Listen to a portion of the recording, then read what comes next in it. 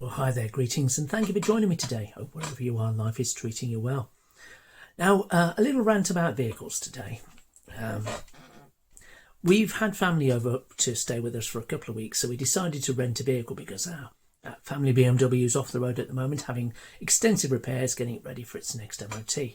And it will be so much better when we've done it. But rented a vehicle. And every year we rent a vehicle because, well, it's nice to do so sometimes, and it's good to take the load off the family vehicle if you've got one running at the time. So we rented one, and this year it was a Dacia Duster, and it's really quite nice, efficient, steers well, parks well, lots of cameras all around, and a very minimum of driver assists, which is really quite refreshing, because I don't like driver assists. They can be distracting and sometimes downright dangerous.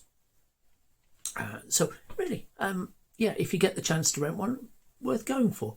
The seats could be more comfortable, but overall it's a nice looking vehicle, and if you're not driving too far, more than a couple of 100 miles, it's okay. And lots of room for the driver's legs as well. It was a manual, which I also enjoy. Listening to the engine though, it sounds like a vehicle that maybe won't last maybe as long as the likes of BMW. I wouldn't have expected 100,000 miles plus out of a Dacia Duster because the engine was making noise. It sounded like a straight cut gearbox in need of severe maintenance. It didn't sound good. It was nearly new, but it didn't sound nice all the time. It had different noises, and that was concerning. But then it's not concerning because it's not ours and we're renting it. So so taking it down some lanes though, did discover a couple of things that would be nice to have as a driver assist feature, and that's auto adjusting light leveling. So on a lot of cars, even some relatively old cars, you've got a little dial somewhere to adjust the lights up and down so you don't dazzle the oncoming traffic. And the Dacia Duster is no different. It has its own, but generally you expect there's a setting, a stock setting, which doesn't dazzle people, and none of the settings really dazzle people. It's just for getting a little bit extra. But the stock settings should be fairly safe for most people driving under normal conditions. Not the case with this vehicle. And now I don't know whether I've only sampled the one Dacia Duster, so I don't know whether it's common across the breed, but this one was dazzling the oncoming traffic, and I felt I couldn't tell that the lights were dazzling, but it was on the cusp. It was stock setting, but it was just enough to irritate every single truck driver through Staffordshire as we were driving through. So yeah, I was getting flashed left, right and centre. Eventually I pulls over and works out what was going on and adjusted the lighting down. But it's dangerous, and it would be nice if you could have an auto adjusting light feature that works out how the car's been loaded, whether it's heavier in the front or the back, or a mixture of the two, and works out how to adjust those lights so you never dazzle anyone. And you could override it, of course, if you want to be inconsiderate, but generally it should be set not to annoy. Let me know if there's a car out there that already does that. But other than that, though, it's really quite nice to drive. I enjoyed it thoroughly. It was easy to park. It has, the one we tried, has the standard camera at the front and the rear, which engage when you're doing your slower manoeuvres. And it also has switchable lights to show down on the floor by the driver's door. So if you're parking and you want to get really close to something, you can do that. You can see it, and so even if it's the one you can't properly see, the drinker's side, you can see what's going on. You can make sure you don't scratch the paintwork or anybody else's for that matter. Really nice feature, like that.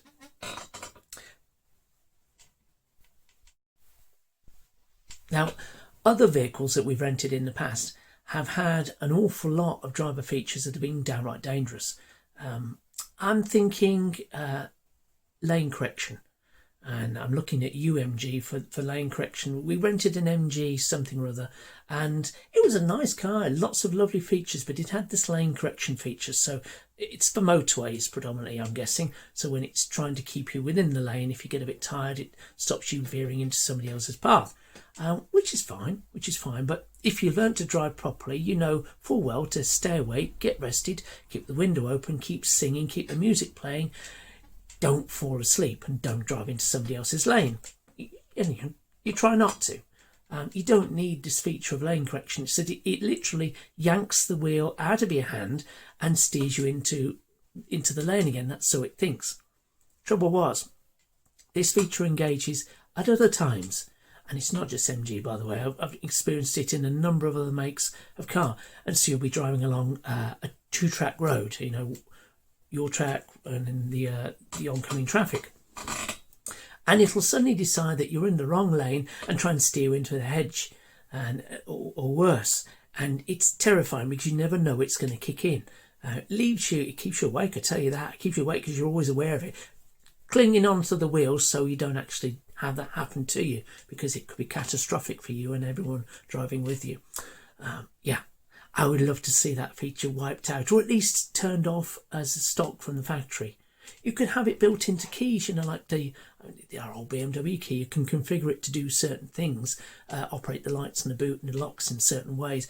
Maybe add that to the features. So once you bought a car, you sit down, all the features you don't like, you turn them off and they stay off. They stay off. And they stay off until you pass it on to somebody else who decides they're going to configure the key again and turn them on again. It's their preference. The Dacia Duster that we had did have a couple of other features now I'm thinking about it. One of those was that in the wing mirrors there are two LEDs, one either side, and they come on to alert you that someone's in your mirror, so to make you look to whichever mirror. The thing is, when you're driving along, they don't always activate when it's somebody turning up in your mirror. They activate when rain hits your mirror. So when you're driving in heavy rain, as we were over the weekend, we had torrential rain here in the Midlands, all you're seeing is these lights blinking on and off all the time as the rain hits the wing mirrors, and it's distracting. It irritates you and you can't turn them off. At least as far as I know, you can't turn them off, because believe me, I would have. Yeah, horrible feature. You learn to drive, you learn to look in your mirrors, you learn to check your mirrors regardless of conditions. You learn to check, you know, mirror, signal, manoeuvre, in that order. So you should be checking in your mirrors, even if you're going on a straight road and nothing's going on. Occasionally you should be checking the mirrors. We don't need driver's aids to tell us to do it. Another driver assist feature that really irritates me is cruise control. I can't think of any reason to ever have cruise control in any of the vehicles I've driven. I like to be in full control all the time. Cruise control is downright dangerous and probably doesn't improve efficiency. That's my opinion. Argue me in the comments if you want. But the thing is with cruise control as well, it's in some of the vehicles I've driven, it's too easy to engage. One little Ford Fiesta or something we were driving at one point, you would be turning the wheel, and because the cruise control was built into the steering wheel, the switch would keep activating as you brushed past it, and I mean just brushed it, which would then limit your speed down to whatever it thought it needed to be for the cruise control setting, which brings you abruptly to a halt or slows you down substantially all of a sudden, and you can imagine what that does for the people behind you, suddenly finding you braking for no apparent reason. Yeah, that needs to do one. I try and turn that feature off as soon as I discover it, because again, it's dangerous. It needs to be disabled, impossible to activate. What I would love to see is manufacturers focusing more on simple defrosting features, simple demisting features. I don't want to be hunting for the button that demists the front windscreen. Everything else can go to hell, but the front windscreen, I need it to be clear, you know. And I can wipe my driver's window with my elbow if need be, but the front windscreen. Now, one of the earlier cars I had was an original Mini, and a good friend of mine, he gave me a beer mat from a pub, one of those pub beer mats. He says, keep that with you at all times, because the Mini, the mini blower's not good for anything really, and he says you might as well just keep the beer mat and use it to clear your windscreen as you drive.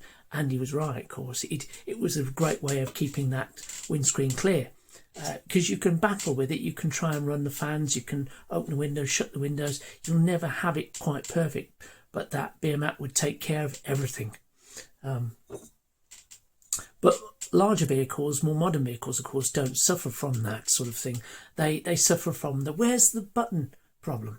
And all right, once it's your own car and you get used to where everything is, it's not so bad. But there's a lot of cars where that feature is still not as predictable, not as easy to find. I would like a nice big windscreen demisting button on the dashboard. And if you want to put all the other fancy features on another part of the dashboard, by all means. But I would like that just as quick, hit it quick, like the same sort of thing applies to your car horn. You know where you're going to find your car horn generally. It's on the stick, or on the older cars, or it's on the middle of your steering wheel generally. That's where you find it. In the same way, I would like a big button, slap it, and the windscreen demists reliably. Not much to ask.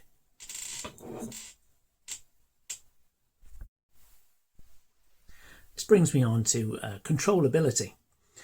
Now, as BMW drivers will attest, one of the nice things about having a BMW is the fact that you've got this large centre console where the gear stick resides if you've got a manual, and any other general controls.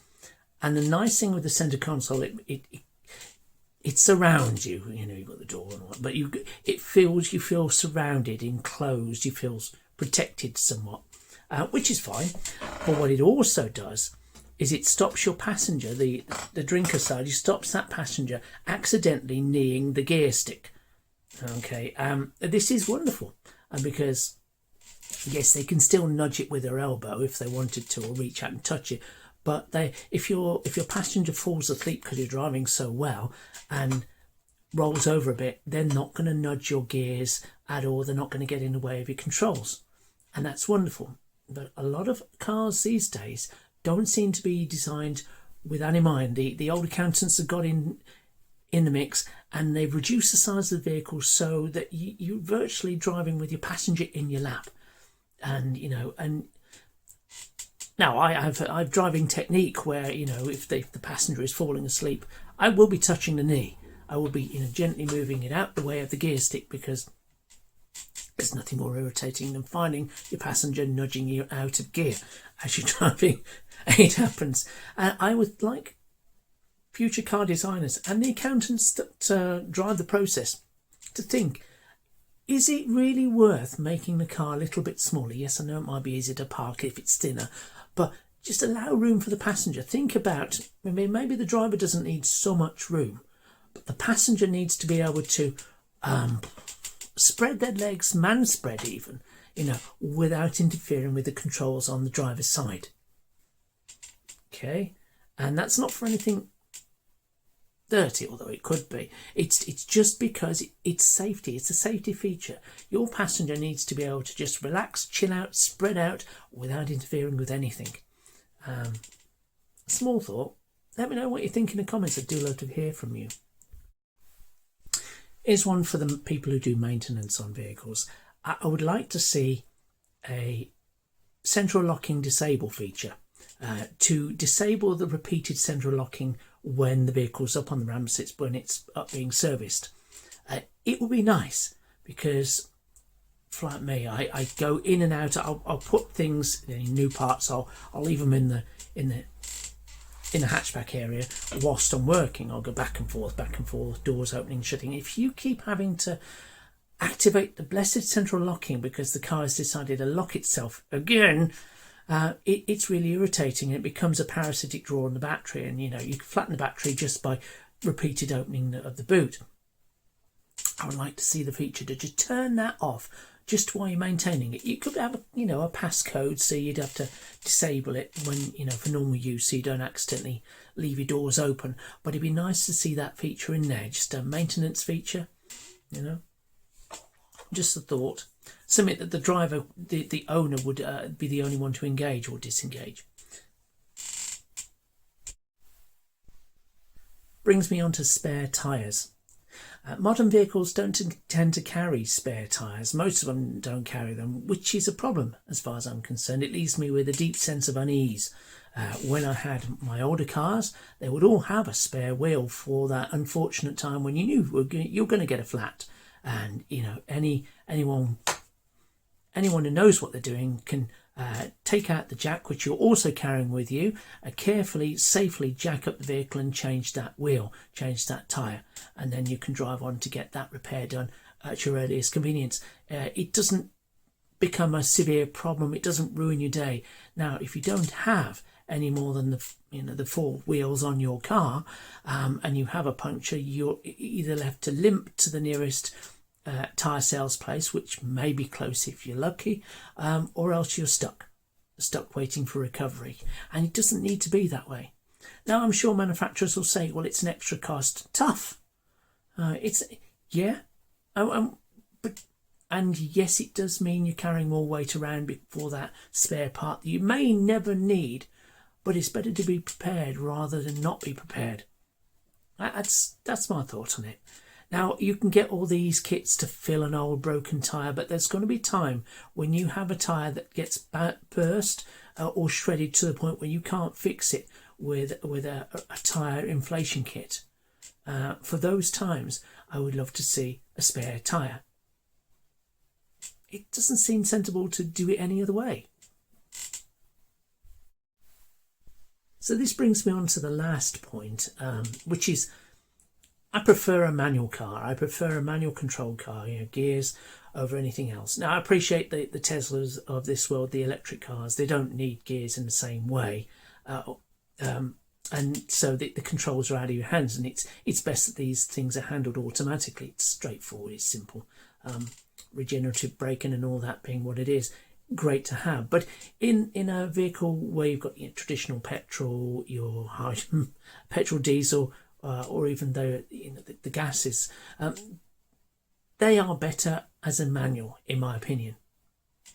And yes, there are problems with manual vehicles, and you do have the clutch issue to deal with, but automatic vehicles tend to be more problematic. They just do.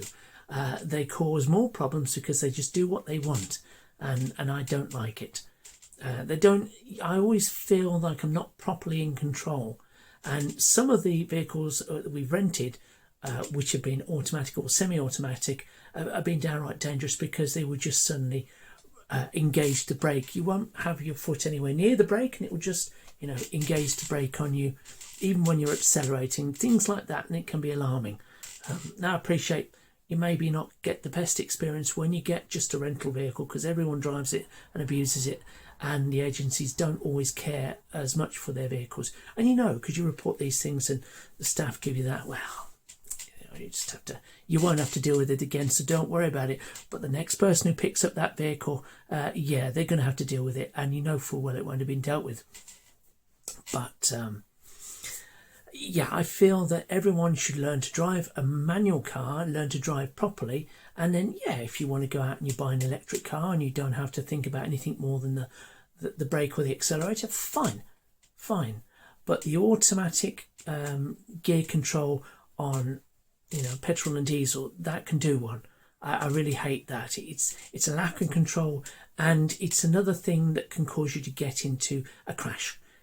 Suddenly braking, suddenly accelerating, or just not accelerating smoothly, because sometimes these systems don't run as efficiently as we'd like, or in tune with the traffic. You can end up not making due progress, and I don't like that. That can be dangerous. But then no one listens to me. They're not going to ban these sort of vehicles, and some people prefer them. And if you're one of those, I'm not having a go. I'm not. I just prefer to feel in control all the time, for better or worse.